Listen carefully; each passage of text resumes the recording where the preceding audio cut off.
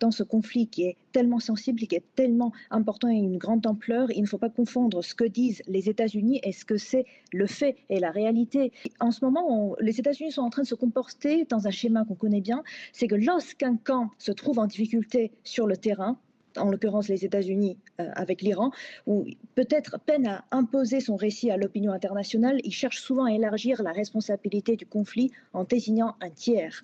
Et ce n'est pas la première fois parce que les États-Unis l'ont déjà fait sur le dossier ukrainien. On se rappelle, c'était le 17 décembre lors d'une réunion sur l'Ukraine à l'ONU.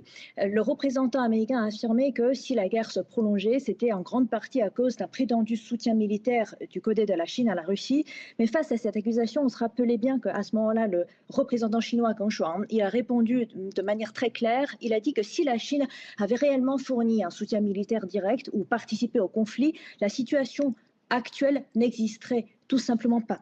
Donc je pense qu'au fond, c'est la même chose, que ce soit avec le conflit entre l'Ukraine et la Russie, et aussi en ce moment cette guerre qui a été menée par les États-Unis contre l'Iran. Donc de ce point de vue-là, je pense que la position de la Chine n'a pas changé depuis le début de cette crise. C'est le soutien au cessez-le-feu, la priorité absolue à une solution politique au dialogue. Et d'ailleurs, on se rappelait très bien que dès le début, le ministre chinois des Affaires étrangères l'a dit très clair et de manière très ferme, il est inacceptable d'attaquer un État souverain dans un contexte de négociation. Donc la Chine maintient cette position jusqu'à aujourd'hui. Restez avec nous, Chanoui.